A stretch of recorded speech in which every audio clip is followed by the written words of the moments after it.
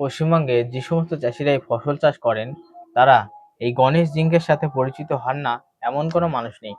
তার কারণ গণেশ জিঙ্ক জমিতে কিন্তু যে কোনো সবজির ক্ষেত্রে আমরা ব্যবহার করে থাকি, বিশেষ করে ফসল চাষের ক্ষেত্রে। তাই আজকে এই ভিডিওর মাধ্যমে আলোচনা করব এই গণেশ জিঙ্ক কোন কোন ফসলের ক্ষেত্রে ব্যবহার করা যায়, গণেশ জিঙ্কের কাজ কি, গণেশ জিঙ্ক ফসলে কতটুকু পরিমাণে দেব, গণেশ জিঙ্কে ফসলের উচ্চ ফলন বাড়ায় প্রভৃতি নিয়ে আজকের ভিডিওতে আমরা আলোচনা করব।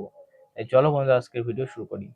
তার আগে একটাই রিকোয়েস্ট করি, যারা চ্যানেলে নতুন আছেন তারা অবশ্যই সাবস্ক্রাইব করবেন, যারা ফেসবুক থেকে দেখছেন তারা অবশ্যই ফলো করে আমার সঙ্গে থাকবেন। চলুন বন্ধু আজকের ভিডিও আমরা শুরু করি।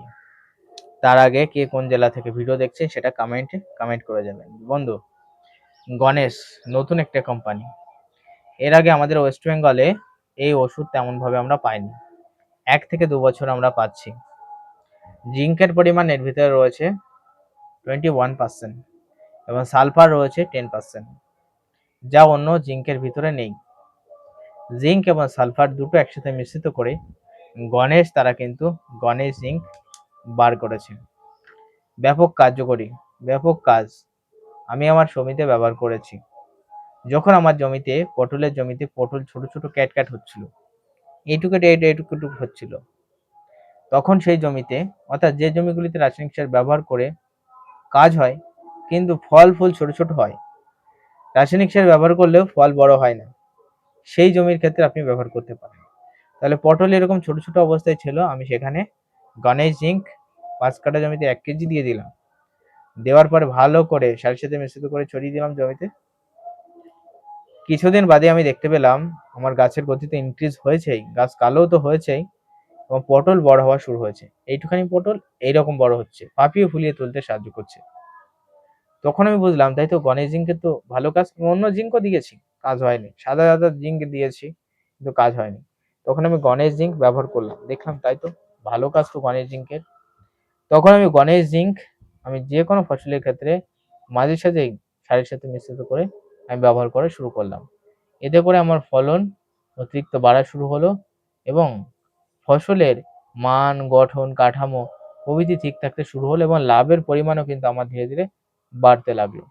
5 কাঠা জমি থেকে কিন্তু 5 থেকে 6 হাজার টাকার কিন্তু পটলও কিন্তু বিক্রি করা যায়, শুধুমাত্র রাসায়নিক সার না, তার সাথে সাথে এই গণেশ জিঙ্কের মতো নানা রকম ফার্টিলাইজার বা মাইক্রোনিউট্রিয়েন্ট গুলি ব্যবহার করে।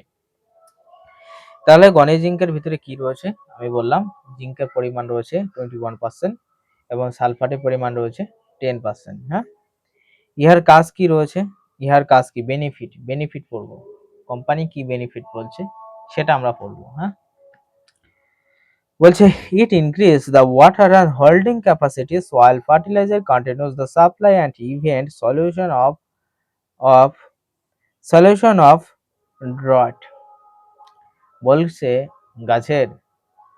গাছ তার জলের মাধ্যমে ইহা কিন্তু শরীরে ভক্ষণ করবে এবং জল যতটুকু পরিমাণে গ্রহণ করা তার থেকে একটু বেশি গ্রহণ করবে এবং জলটা সারা শরীরে সাপ্লাই হবে। বুঝতে পেরেছো? It helps left to get and gardens colors are less increase the fruit yield। দেখো ফ্রুট ইয়ালিটের কথাই বলেছে, বলছে গাছের কালার যদি হলুদ থাকে সেটাকে কালো করবে এবং ফলের যে গঠন যেটা আছে হলদে ভাব, ফল ফ্যাকাশে ভাব, সেটার কালারটা ঠিক করবে। হ্যাঁ, বলছে তারপর 3 number, it regulate pH degree in soil and increase crop yield and quality। যে সয়েলে যদি পিএইচ এর মান ঠিক না থাকে তাহলে কি হয়, রাসায়নিক সারে কাজ করে না, ফসলের ফলন ভালো হয় না, গাছগুলির উচ্চ ফলন পাওয়া যায় না, গাছগুলি লিকলিকে কিরকিটে হয়ে থাকে। তাহলে সেই পিএইচ এর মাত্রা ঠিক রাখবে। এবার কি বলছে 4 number, it control potassium and nitrogen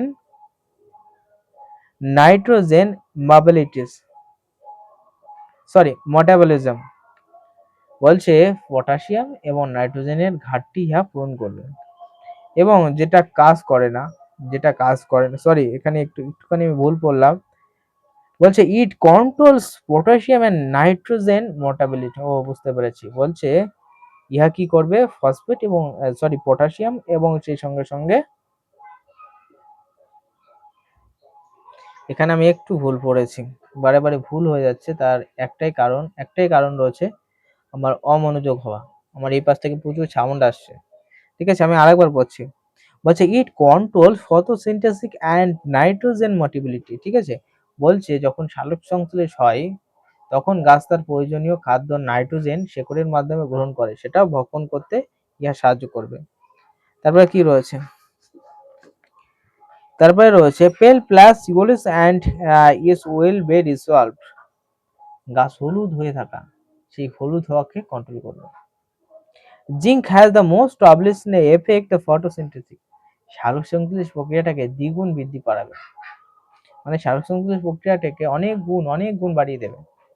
আর সালোক সংশ্লেষ প্রক্রিয়া হলে বুঝতে তো পারো, ফলের পরিমাণ গাছে বৃদ্ধি পাবে। বলছে it an assembled compound the virus enzyme system energy production. বলছে গাছে যে সমস্ত ভাইরাস ছত্রাক যারা অ্যাটাক করে সেগুলো কিন্তু কন্ট্রোল করতে ইহা সাহায্য করবে। তাহলে বুঝতেই পেরেছো গণেশ জিঙ্কের কাজ কি রয়েছে, ইংরেজিতে পড়ে পড়ে তোমাদের কিন্তু শোনালাম। এবং ইহার পরিমাণের ডোজ কত রয়েছে, দাম কত রয়েছে শুনবে, 80 টাকা মাত্র, মাত্র 80 টাকা, 100 টাকাও না। তাই সবজি জমির ক্ষেত্রে কখনো গণেশ জিঙ্ক, কখনো জিঙ্ক বোরন, কখনো আমরা কিন্তু কপার, কখনো হিউমিক অ্যাসিড, ফলিক অ্যাসিড যুক্ত খাদ্য আমরা সারের সাথে মিশ্রিত করে ব্যবহার করবই করব। তাহলে গাছে আমাদের আলাদা করে অনুখাদ্য স্প্রে করা লাগবে না, সমস্ত ঘাটতি আমাদের পূরণ থাকবে, গাছ অতিরিক্ত উচ্চ ফলন দিতে আগ্রহী হবে। বুঝতে পেরেছো? গাছে শুধু রাসায়নিক সার দিলে, এনপিকে, নাইট্রোজেন, ফসফেট, পটাশ দিলে আর অন্য খাদ্য দিলে না তা হবে না।